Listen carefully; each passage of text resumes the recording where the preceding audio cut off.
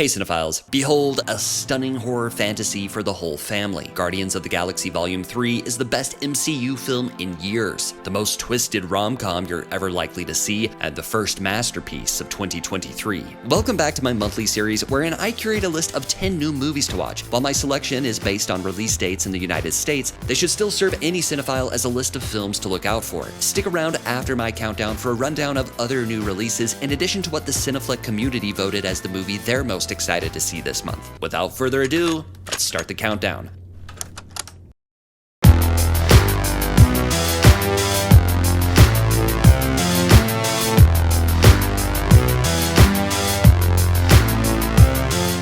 Number 10, You Hurt My Feelings. A novelist's long-standing marriage is suddenly upended when she overhears her husband giving his honest reaction to her latest book. This is the new film from Nicole Holofcener, the director of Enough Said and the writer of Can You Ever Forgive Me. She has reteamed with Julia Louis-Dreyfus for this pitch-perfect dramedy, which was one of the most enjoyable things I saw at this year's Sundance Film Festival. While it's remarkably straightforward and built on comparatively low stakes, it makes for a relatable and riotous relationship row. A24 releases You Hurt My Feelings into theaters on May 26th. I'm aging. What are you, nuts? You get Botox? Well, I just get a little bit right here. You know, I can still move my eyebrows. Watch. It's so expressive. For these next two spots, I programmed a curious Chilean double feature, beginning with number 9, The Cow Who Sang a Song into the Future. Cecilia travels to her father's farm after he has a heart attack. Back in her childhood home, Cecilia is met by her long-deceased mother, whose presence brings to life a painful past, chorused by the natural world around them. This is a mesmerizing and rustic viewing experience that recalls the films of A Pichapong Where Cool and Be Gone. Not to mention, it has the best title and one of the best posters of the year so far. The Cow Who Sang a Song into the Future premiered at last year's Sundance to positive reviews. Distributed by Kino Lorber, it begins playing in select theaters on May 19th.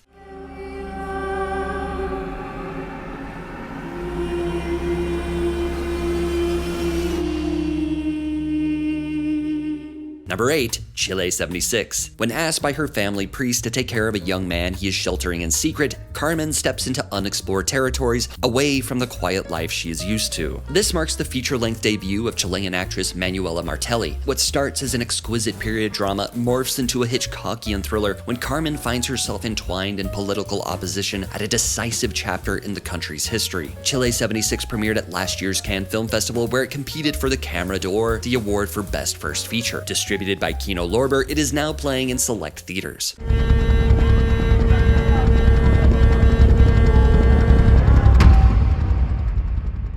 Number 7, Master Gardener. A meticulous horticulturist is devoted to the grounds of a beautiful estate and its wealthy owner. When she demands that he take on her wayward and troubled great niece, it unlocks dark secrets from a buried violent past. This is the latest from legendary and outspoken writer-director Paul Schrader, who is on something of a comeback tour after the success of First Reformed and The Card Counter. Joel Edgerton, Sigourney Weaver, and Quintessa Swindle star in this crime thriller that will undoubtedly fertilize countless think pieces and a spectrum of reactions. Master Gardener premiered at last year's Venice International Film Festival. Magnolia Pictures plants this one in theaters on May 19th. I have created this life.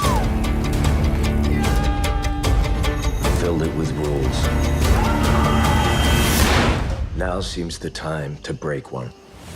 Number 6, Sanctuary. Not to be confused with the Sumo series on Netflix of the same name. Confined to a claustrophobic hotel room, the heir to a hotel empire and the dominatrix who has primed him for success become locked in a battle of wits and wills as he tries to end his relationship with her. Christopher Abbott, who I consider one of the best actors of his generation, and Margaret Qualley, who has garnered attention for her work in The Leftovers and Once Upon a Time in Hollywood, star in this two-hander dark comedy thriller that Awards Watch calls the most twisted rom-com you're ever likely to see. Sanctuary premiered at the Toronto International Film Festival last fall to rave reviews, where it was picked up by Neon, who will be giving it a theatrical run starting May 19th. Sanctuary, the safe word is sanctuary! Do you even know why you're doing this, or is this just the game? Yes.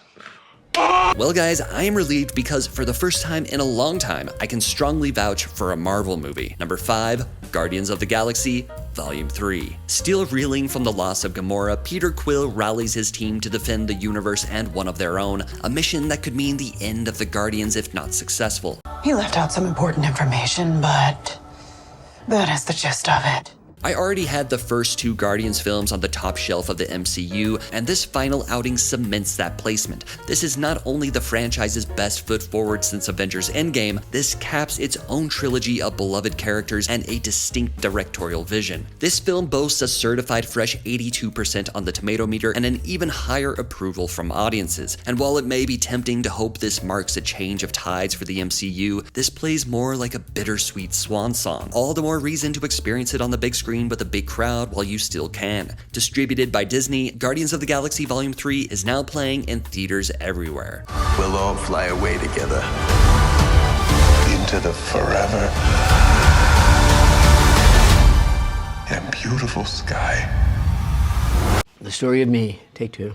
Number 4, Still, a Michael J. Fox movie. This documentary traces the life of beloved actor and advocate Michael J. Fox, exploring his personal and professional triumphs and travails, and what happens when an incurable optimist confronts an incurable disease. There's no shortage of biographical documentaries these days, many of which fill little more than visualized Wikipedia articles or glorified puff pieces. I went into Still expecting more of the same, and was met with a brazenly personal glimpse into one man's life. While it expectedly charts his meteoric rise to fame and chronicles his life with Parkinson's, Fox's candid interviews dissolve the fourth wall with raw emotion, while his on-screen career creates the quintessential B-roll for his stirring story. Still premiered at this year's Sundance, which is where I saw it, and is now playing on Apple TV+.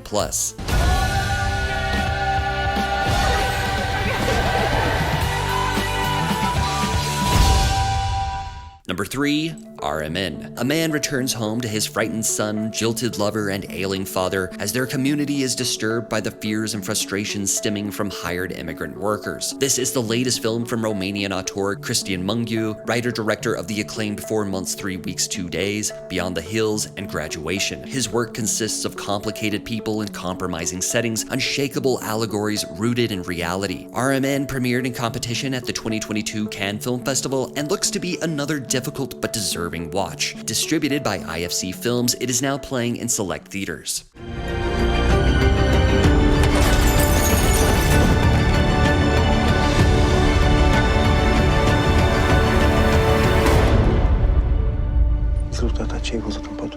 Number 2, Moon Garden. A comatose 5-year-old girl journeys through a dark industrial dreamscape, following her mother's voice on a transistor radio to find her way back to consciousness. It's not every day you hear about an ambitious project that manages to realize its vision, but this is a fantasy horror film for all ages that does just that. Shot on expired 35mm film stock, using vintage lenses with a heavy reliance on handcrafted practical effects, it conjures comparisons to Terry Gilliam, David Lynch, and one of the best films I saw in 2022, Phil Tippett's Mad God. I thought we would have to wait years to see anything remotely like that film, and here we are. Distributed by Oscilloscope Laboratories, Moon Garden begins playing in select theaters on May 19th. I wish I had known that the world was bigger than how I felt. Then there would still be beauty.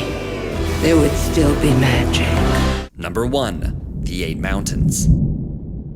An epic journey of friendship and self-discovery set in the breathtaking Italian Alps, following the profound, complex relationship between Pietro and Bruno over 4 decades. This exquisite enterprise comes to us from Belgian husband and wife team Felix van Groningen and Charlotte Vandermeersch, whose work includes the heart-shattering Broken Circle Breakdown and Beautiful Boy. This time they have built an intimate epic in the vein of The Place Beyond the Pines and Mountains May Depart, a story of male friendship, masculinity, fathers and sons, dreams and regrets. Luca Marinelli and Alessandro Borghi give quiet yet mighty performances that climb over it all. The 8 Mountains premiered in competition at the 2022 Cannes Film Festival. I caught it at Sundance, where it left me completely awestruck. I thought then it would be one of the best films I saw all year, and sure enough, nothing has managed to top it yet. Janus Films acquired the rights and recently announced it would be part of their new home video line, Janus Contemporaries. That said, if you are able to experience this edifying work of art in the majesty of a theater, I cannot recommend it highly enough.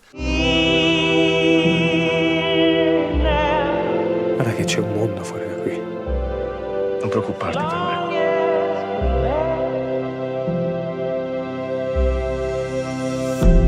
And those are my picks for 10 movies to check out in May 2023. Other May releases include About My Father, Anna Nicole Smith, You Don't Know Me, Assassin Club, Blackberry, Blood and Gold, Book Club The Next Chapter, Crater, The Curse of Wolf Mountain, Fast X, Fool's Paradise, Hypnotic, Kandahar, Knights of the Zodiac, Elimincita, Land of Gold, The Little Mermaid, Love Again, The Machine, Mercy, Monica, The Mother, The Night of the 12th, Reality, The Starling Girl, Stay Awake, Unrest, What's Love Got to Do with It, White Men Can't Jump, The Wrath of Becky, and You Can Live Forever. Over on the Cineflex community tab, I asked, what movie are you most excited to see in May? It was one of the biggest blowouts I've seen in one of these polls yet, with Guardians of the Galaxy Volume 3 completely cleaning up with 71% of the vote. Have you seen any of these movies? If so, what did you think? If not, which ones are you looking forward to? Are there any movies in May that I left out? Let me know in the comments below. I'll see you down there. If you enjoyed this video, please give it a thumbs up.